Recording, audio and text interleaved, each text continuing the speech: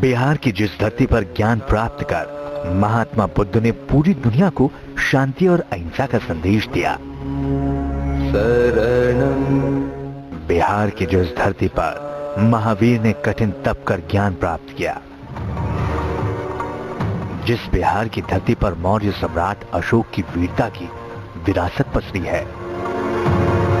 जो धरती सत्ता और सिंहासन के लिए सम्राट अशोक के कत्लेआम की गवाह रही और जहां सम्राट अशोक ने बाद में अहिंसा का रास्ता अपना लिया। उसी बिहार की धरती पर मिलती है दुनिया की पहली मानव निर्मित गुफाएं, जिसका संबंध मौर्य काल से बताया जाता है। तो पौराणिक मान्यता ये भी है कि इन गुफाओं को भगवान विश्वकर्मा ने ही एक रात में बनवाया था।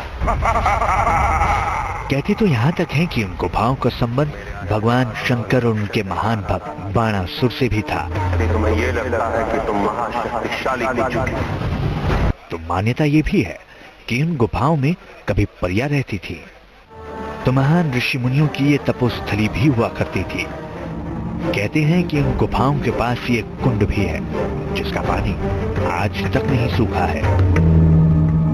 लेकिन सवाल उठता है कि अगर इतिहास में इन गुफाओं का जिक्र मिलता है तो पौराणिक कथाओं में भी मिलता है इन गुफाओं का अस्तित्व।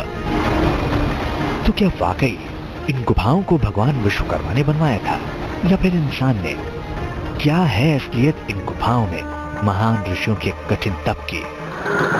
क्या बिहार के गया से 24 किलोमीटर की दूरी पर मौजूद बराबर गुफाओं का दूर से ही पहाड़ों की श्रृंखला दिखाई दे रही थी। जल्द ही हमारी टीम उस इलाके में पहुंच गई जहां हमें बराबर की गुफाओं के राज की पड़ताल को अंजाम देना था। बराबर की गुफाओं को सतघरवा भी कहते हैं।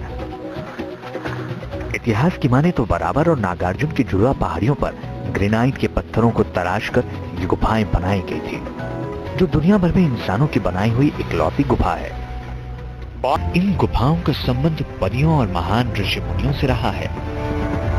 आखिर क्या है राज गुफाओं के पास पानी के कुंड का, जिसके बारे में कहते हैं कि उसका पानी कभी नहीं सूखता? आखिर क्या है राज यहाँ से द्वारका तक बने सुरंगों का? आखिर क्यों कहते हैं कि उन गुफाओं को मानवों ने बनाया? वो कौन सी पौराणिक कथा है जो इन गुफाओं से जुड़ी है? बराबर की पहाड़ियों पर बनी इन गुफाओं को बनवाने का आखिर मकसद क्या रहा होगा? क्या इन गुफाओं का निर्माण ऋषि मुनियों के लिए किया गया था? आखिर जिन गुफाओं का जिक्र फ्रांसीसी पर्यटक बुकानन ने किया था उसकी खासियत क्या है?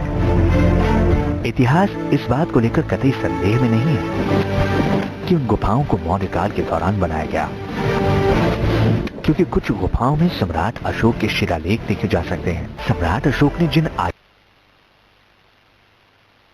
वो एक प्राचीन भारतीय संप्रदाय था। बुद्ध से पहले वैदिक मान्यताओं के विरोध में जिन अनेक संप्रदायों का विकास हुआ उनमें आजीविक संप्रदाय भी एक था। वैसे तो इस संप्रदाय से जुड़े साहित्य नहीं मिलते हैं, लेकिन बौद्ध और जैन साहित्य और शिलालेखों के आधार पर ही इस संप्रदाय का इतिहास जाना जा सकता है। इतिहास के मुताबिक आजीविक नग्न रहते थे, भीख मांगकर जीविका चलाते थे। ईश्वर या कर्म में उनका भरोसा नहीं था। बावजूद इसके वो नियतिवादी थे। और हैरानी तो इस बात को लेकर होती है कि जिन आजीविकों का दार्शनिक सिद्धांत ऐसा था वो आखिर तपस्या क्यों करते थे, जीवन में कष्ट उठाते क्यों थे? जिन आजीविकों के सिद्धांत और कर्म में इतना बड़ा फर्क था, उन्हें आखिर इन गुफाओं में साधना से क्या मिलता होगा? अगर इन गुफाओं को मौर्य काल के शासन के दौरान बनवाया गया तो इसकी खासियत क्या रही होगी? गुफाओं के सामने बने इस स्ट्रक्चर का क्या मतलब है?